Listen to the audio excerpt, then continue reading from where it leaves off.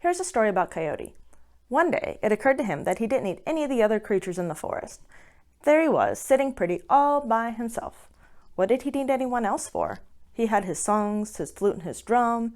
He had his dancing and his fire. Besides, all the other creatures, they were kind of strange. There was Rabbit. He had these huge ears and enormous legs, and all he ever did was run around. And then there was Moose. He had this absurd head of antlers. He was always wandering up to his knees in marshes. Why'd he do that?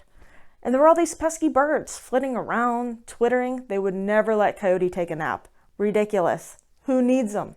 Not Coyote. So he decided to just leave them all behind. He picked himself up and wandered off, trying to find a place where he could be alone. All alone. Entirely alone. With none of those absurd creatures to bother him. He wanted to be able to dance his dances by himself and sing and play his flute and drum for no one but himself. A place where he wouldn't have to share his fire and he could nap in peace.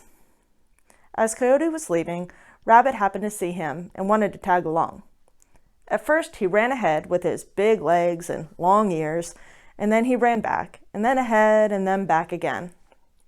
Coyote ignored him, hoping he would just go away. "Hey, Coyote," Rabbit yelled. "Where are you going?" Coyote ignored him.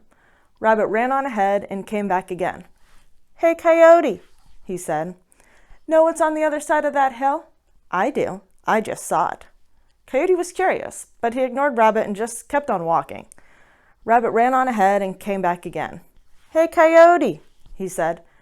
"There's something over there where you're headed, and you ought to know about it. I just saw it. Do you want me to tell you?" Well, Coyote did want to know, but he just ignored Rabbit, hoping he would just go away and leave him alone. Silly Rabbit. Rabbit's feelings were a bit hurt. "Coyote, you know what? You're ridiculous." And he went away. That night, a very strange thing happened. Coyote stopped and built his fire and sat down to sing, as he did every night. But as hard as he tried, he couldn't remember any of his songs. And so all he could do was play his flute and his drum and dance a little, but he couldn't sing. That night was strangely quiet. The next day, Coyote was off again, feeling a little sad and a little strange, but he still wanted to get away from those ridiculous creatures. They had such absurd ways of being. Before long, he came to a marsh. It was so wide, he didn't see how he could possibly go around it. He shrugged his shoulders and decided, well, I guess I gotta go right through. Pretty soon he ran into Moose, who was as usual up to his knees in mud and weeds. Moose lifted his huge head of antlers when he saw Coyote coming. "Well, hello, Coyote," he said. "What brings you all the way out here to the marshes?" Coyote ignored him and kept looking for a way to cross the mud. Moose swung his great head this way and that. He was a little miffed that Coyote was ignoring him. "Coyote, if you're looking for a dry path, I could help you," he said. Coyote looked right at him and said nothing. What a silly creature, Coyote thought to himself. If I had such ridiculous things growing out of my head, I wouldn't let anyone else see them. Moose's feelings were really hurt by now. "You know what, Coyote? You're ridiculous." And Moose walked away. Coyote finally did find his way across the marsh and went on through. That night, something strange happened. Again, Coyote built his fire, as he always does, and tried to make music. But not only had he forgotten his songs, now he couldn't remember how to play his flute or his drum. All he could do was dance. That night was frighteningly quiet. The next day, Coyote was really upset and a little afraid, but he decided that he would get away from all of these silly creatures, and get away he would. So he set off again. This time, he came to a little stream that flowed down out of the mountains. All along its banks were bushes and flowers, and it was beautiful and still and cool. Since he was thirsty and a little tired, Coyote took a long drink, sat down, and decided to take a nap. As they often are, the bushes are filled with birds. Just as Coyote was settling in to go to sleep, the little birds started singing their songs. Ugh, this is exactly what Coyote wanted to get away from. It really made him angry that the birds wouldn't let him sleep in peace.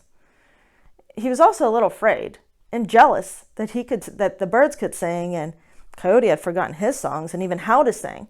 So he leapt up and snarled and barked at them. He frightened them away. It worked.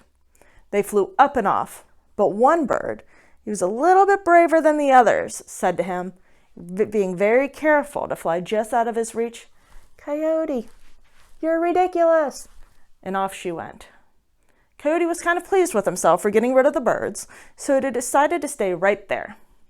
That night he made his fire, as he often does, but the strangest thing happened. Not only could he no longer sing, and he could no longer play his flute and drum, but now he couldn't even remember how to dance. All Coyote could do was stare into the silent fire and think about how much he had lost. Finally, he fell asleep and dreamed. In his dream, White Buffalo Woman appeared to him and asked him why he was so sad and so afraid. Coyote explained how he had lost his songs and his music and dance. He didn't know what to do, and he was really afraid that he was also going to lose his fire. White Buffalo Woman asked him why he was out here all alone. Coyote explained that he was tired of being surrounded all the time by those silly creatures who looked strange and acted strange and lived such ridiculous lives. He decided that he would live by himself to get away from them all. "Coyote," said White Buffalo Woman, "don't you understand that your music and your dance and even your fire are nothing but the spirits of those creatures who are different from you? As you drove them away, they left your heart and took their spirits with them. If you want your music and dance and your song back, you must go back to your friends and accept them back into your heart. Only then will you be able to go on." The next morning, when Coyote awoke, he couldn't remember his dream. But when the birds began to sing, as they always do in the morning, he sat still. He listened to them, and then he began to go back the way he had come. That night, when he built his fire, he could remember his dance. And the next day, he went back the way he had come, and chanced upon Moose. And he asked Moose how to get across the marsh. That night, when he built his fire, he remembered how to play his flute and drum, and the night was not so lonely. The next day, he still went back the way he had come, and suddenly up ran Rabbit. Coyote ran with Rabbit and played and had a good old time with him. That night, when he had built his fire, the air was filled with Coyote songs. Never again did Coyote forget how easily he could lose his music, and his dance, and even his fire. The end.